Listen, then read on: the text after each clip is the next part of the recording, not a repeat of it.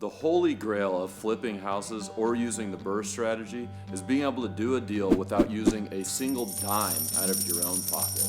So how the heck do you do that? Well, I'm about to show you in 8 simple steps. 1. Price of admission. 2. The first king. 3. The true king. 4. The fire hose. 5. Bob Vila. 6. Strategy. 7. Evolution. 8. No surprises. Proceed with caution. Now, if you thought this was going to be easy, you are in the wrong place. Basically, my solution to anything is to be disciplined, consistent, patient, and have a strategy that has been proven to work. If you are here to get rich quicker and easier, why don't you try crypto? Or better yet, try some tulips. Kudos if you get that one. Education is free, guys. Read, soak up, watch everything that you possibly can. Because education mixed with experience, that's what gives you skills. And skills give you tickets to the ball game. Now don't get yourself frozen on this. You're just not gonna learn everything before you take the first step. You gotta remember rule number 1. That's don't be scared. You just gotta get froggy and you gotta take that first leap. Otherwise you're never gonna get to where you wanna go. So here's your syllabus: real estate, wholesaling, construction, property management, sales and negotiation. The first king, cash. Yeah, you've heard it before. Cash is king. And that is so true in this game. In this game, cash is power. It's the power to not have your back against the wall. It's the power that when a contractor calls you and says it's going to be more money, you can say, well, I'm just going to wait and get some more bids first. Cash is power. Cash gives you the strength to stand in the pocket and throw the ball down the field. Now, everybody has different opinions on how much cash you should really have in reserve. My personal opinion is that you should have at least a year of interest payments. Also, having cash in the bank is going to show lenders that you have the discipline necessary to be successful in this game. You ain't nothing but... The most important of all the steps, finding deals. It's going to be painful, but you'll survive. Or you won't. But things don't have to be hard. I'm sure there's other jobs out there. Sir, did you fill out the 1170? I think I did. Did you fill out the 1170? Here's the thing. There are lots of things that matter when it comes to flipping houses, but the one thing that carried me through all of the tough times was the ability to get a good deal on the front end. Now, there are 3 things that impact the success of every deal, and that's 1, the acquisition price, 2, the construction, and 3, the sales price or the appraisal value on a burr. P.S. I go through a lot more details on those 3 things in this video right here. There's also a link in the description. Basically what I say in that video is that for construction and the sales price, you're really not going to be able to have much impact on it. To summarize, they just cost what they cost, and your real job is being able to predict them and then execute upon them. So with that being said, the only thing that you have true control over is the deal. In fact, I would even argue that all other 7 steps, they only support the true king, which is the deal. Down the road, you're going to be able to get some killer deals by what we learn in step 5 and beyond. But for right now, we want to get a nice cosmetic rehab that doesn't require permitting. It's going to be a little bit harder to find, and the profits are not going to be quite as sweet, but we're just gaining experience safely here. Also, in this step, you're going to get a lot of reps in underwriting deals, figuring out what you think it will sell for on the back end, the ARV, after repair value, also what the renovations are going to cost at a glance, and then you'll know what you need to get on the front end to make it all work. Step 4, the fire hose. This is where you're going to actually go out and get your money. Now, you already have the deal. It's important that it comes in this order. You're going to go out and you're going to be looking for hard money lenders or private money lenders. They're basically the same thing. There's some slight differences, but we'll learn about that in a whole different video. Now, you will have gone out and met with some of these guys before you found your deal. and they'll do some underwriting on you, but quite honestly, they don't really care about you unless you're a total loser. But I doubt that you're watching videos on how to become a better real estate investor if you don't meet their minimum requirements. And so, what they really care about is the deal. It's all about the deal. Because if you don't perform, i.e. pay their monthly interest payments, they'll foreclose on the house. And if it was a great deal from the start, well, fine, they'll just have another deal, no problem. I mean, it is a problem. They have to foreclose on you, and that's not fun for any lender. But this all goes back to the true king, which is the deal. If you have the deal, you're gonna find the money that you need for both the acquisition and the construction.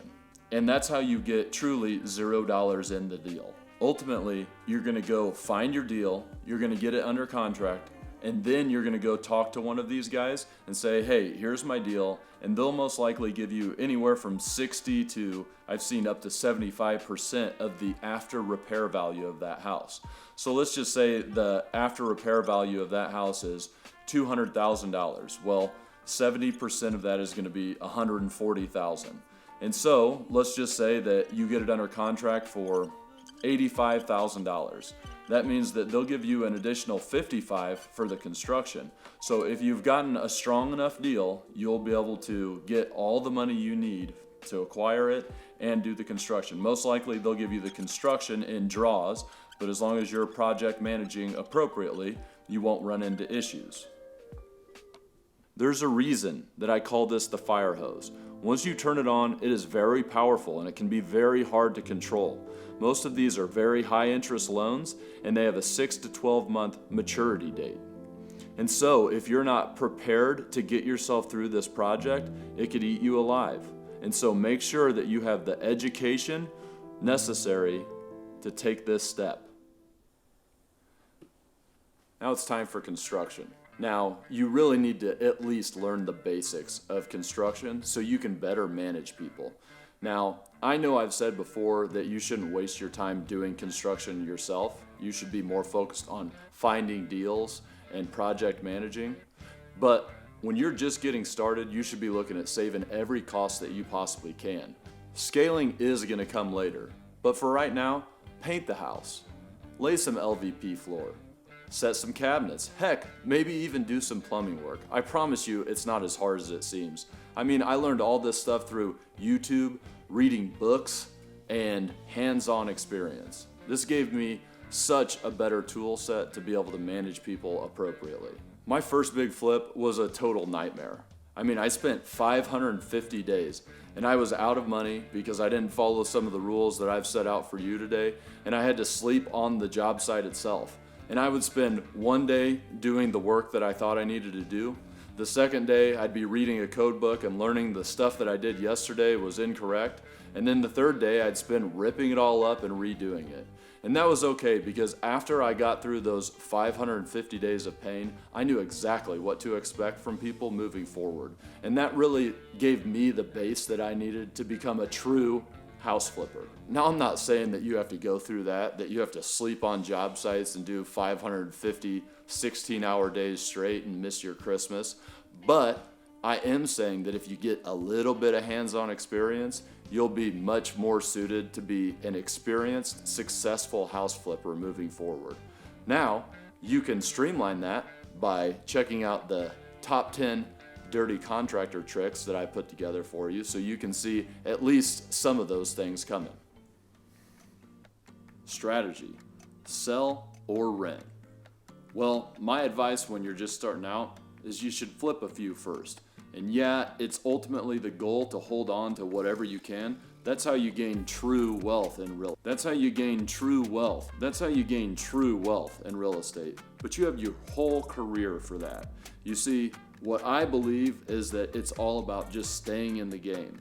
So be as conservative as possible at the beginning by flipping some houses, putting some cash reserves in the bank, gaining true skills with true experience, and then you'll be ready to go out and just rip through properties. You'll be able to add them on at a fast clip once you get to that point.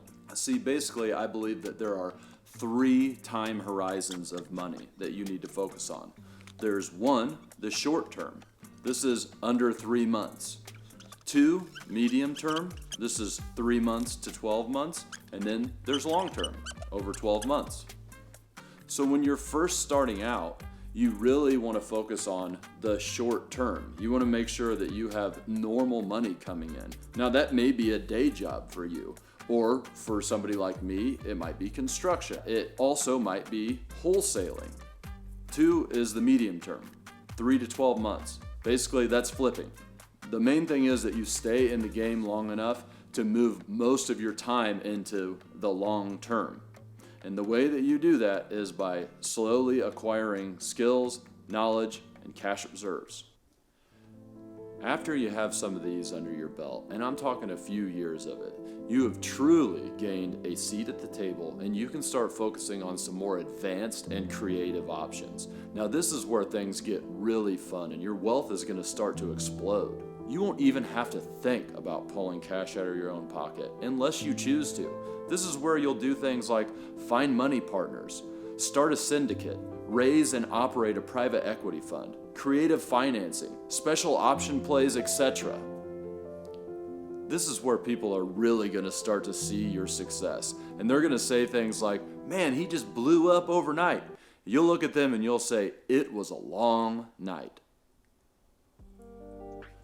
Do not try to jump straight to this step. I see a lot of new investors who want to go look at raising a fund right from the start. And man, you need to gain some true experience and have some true skills that you can lean on when times get tough. You are playing with some fire if you jump straight to this step. Yeah, you probably guessed it. I'm working really hard to give you guys some great content. Hit that subscribe button and check out some more of my videos.